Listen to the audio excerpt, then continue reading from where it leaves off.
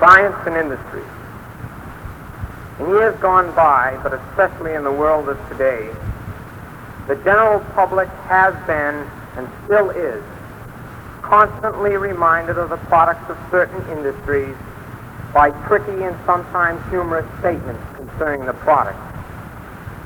The names of these products, ranging from toothpaste to motorboats, are pounded into the ever-busy minds of the public by such phrases as, "Do you brush and still get decay?" "Holes in the cigarette paper to air soften every puff." That all-important quarter inch that really counts. The famous phrase, "Just add water." And even declaring that wood is the best material for the manufacture of boats, for the single and very logical reason that Noah used wood in his durable ark. All these facts, gimmicks, or call them what you wish, of catching the public's mind and focusing on the product. Even though these slogans are slightly exaggerated, how many persons stop to realize the science, hard work, and development that support each and every statement? Behind every product on the face of the earth, there is a long period of research, development, and time spent on the drawing board before the product is placed before the public's critical eye. True industrial science, however, is not found in the research for ever-changing gimmicks to push products, but rather in the larger industries that better the country's defense and welfare. Here, industrial science is essential, but if we are to keep the nations of the world in a peaceful coexistence, we must advance through science and development. Many industries are setting a rapid pace along scientific paths to advancement in their particular fields.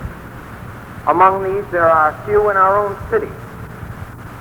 Astra Pharmaceuticals has revolutionized the anesthetic field with its discovery of xylocaine, a local anesthetic that takes effect immediately and leaves no uncomfortable after effects.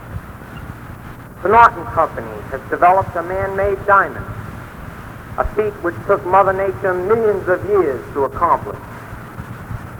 Norton has also patented Rockeye, a ceramic coating for nose cones to protect the capsule from the heat of re-entry. In the plastics industry alone, science's forward rush is making a terrific field and predicts a terrific future in this plastic field. Plastics and plastic products are being used today in fields that 15, 10, or even 5 years ago were thought to be beyond capability. As research and technology discover new materials, industry, through science, will continue to provide more and better products to meet our needs in the way of our life that we have today. Behind each development, there is science and the men who search her out. These discoveries are not made by a handful of men locked away in a laboratory and isolated from the rest of the world. These discoveries can be made by you and by me. We have the mind. It's up to us to use them. Thank you.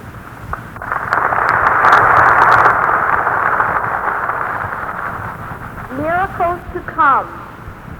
Imagine a glass that stays permanently sterile, a recorder that stops and starts with the sound of a voice, a battery 1/6 the size of, but better than our present ones, a house paint that never needs renewing.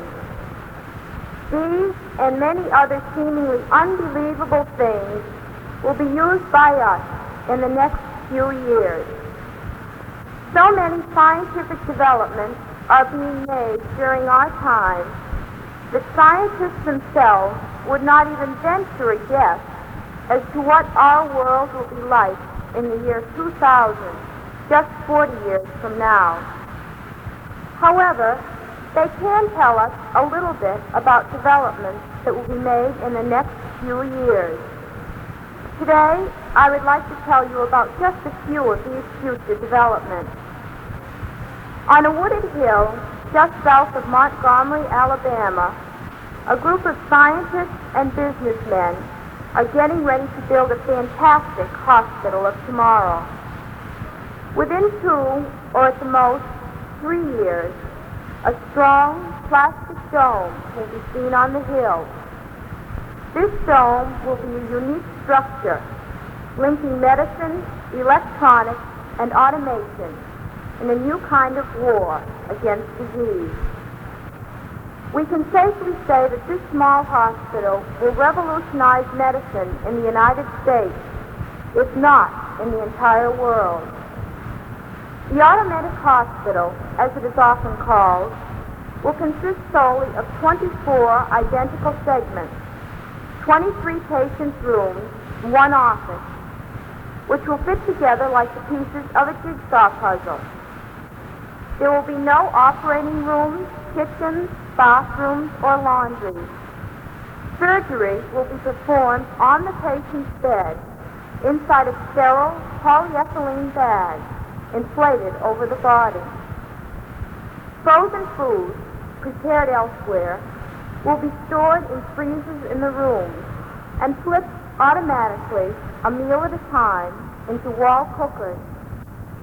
Movable pipes will transform the beds into bathrooms. Disposable cellulose fiber linens will be used. Doctors and nurses will not even make the rounds. Instead, tiny buttons, called transducers, will be worn by the patients in their bed clothing and on finger rings. These buttons will constantly send reports concerning the patient's condition to a large central switchboard. Any significant change will cause a warning signal to be flashed on the board. It is hoped by Dr. Hugh McGuire, Medical Director of Automedics, that everyone will someday wear transducers, and a doctor will ring our bell to tell us we're about to be sick. That's a long look into the future, but it's the direction in which Automedics is facing. As you all know, there is much room for improvement in the field of weather forecasting. The average weather report of today is 1/5 knowledge and 4/5 calculated guesswork. This is because only 1/5 of the Earth's surface is under regular weather observation. Weather satellites containing about 250 pounds of equipment, including television cameras, will soon be sent up to spot cloud formations and give accurate information concerning storms and temperatures around the world. These satellites will help to give us much more accurate long-range weather forecasts. Speaking of satellites, in the not-too-distant future, a satellite will be 22,000 miles above the Earth, circling the equator at exactly the Earth's speed. This satellite will flash worldwide television programs and simultaneously send telephone calls, teletype messages, and photographs. During the past year, guided missiles have been put to a new use, delivering mail. The day is coming when we will be able to mail a letter in the morning and have it delivered anywhere in the world the same evening.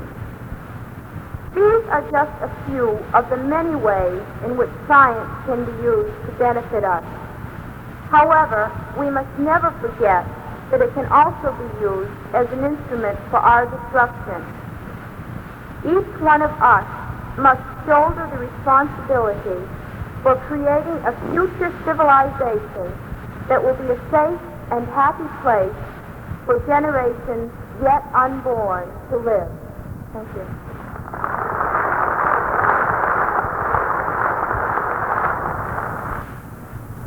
I trust that you, the class of 1960, regard this occasion as simply a milestone in your education and preparation for a useful life in our society. During your stay at North, you've assimilated some knowledge and perhaps many facts. It is my hope that we have been at least partially successful in stimulating in you the ability to think and to go ahead on your own. Thinking is an acquired taste, and it is a personal thing that must be acquired by each person for himself. It is in this respect unlike knowledge. Someone else's thought can create and give you the power of knowledge, but no one except yourself can give you the experience of thinking. The accumulation of knowledge and culture from previous generations has perhaps been transmitted to us all in such a manner that we've become careless about developing the will and capacity of individual thinking. Entertainment, television, movies, radio, and other channels for the information have made it possible for the millions within their reach to take their intellectual exercise as spectators. This brings to mind the simple truth mentioned by a wise counselor of Abraham Lincoln: lazy minds mean a dying nation. Finally, we're with you all the way. Good luck.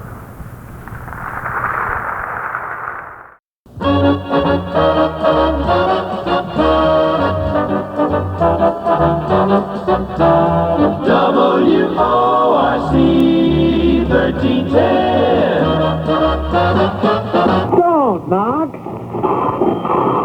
Don't phone. Come right in and make yourself at home. It's always open house at our house. This is Open House. Bob Breyer and Mel Miller with you again in the afternoon. Many a tear has to fall, but it's all in the game. All in the wonderful game that we know as love.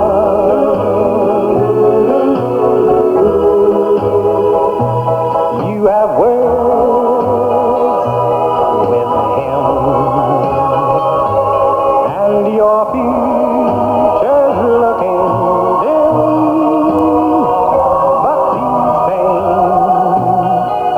your hearts can rise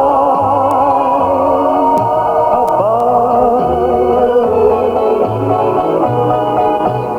Once in a while you won't call,